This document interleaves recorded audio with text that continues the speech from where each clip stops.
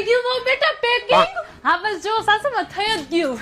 દેખાય જ છે તારા મોઢા ઉપર ખુશી.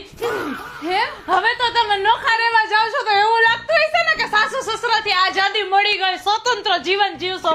અરે પણ સાસુમાઈ તો તમારા દીકરાનું ટ્રાન્સફર થયું ને બીજા સિટીમાં. હા તો એ તો તે જ મારા દીકરાને ભરમાયું હશે કે અહીંયા નોકરી લઈ લ્યો તો આપણે અલગ રહેવા જઈ શકી. બાકી મારો દીકરો કોઈ દી મારાથી નોખો ન થાય.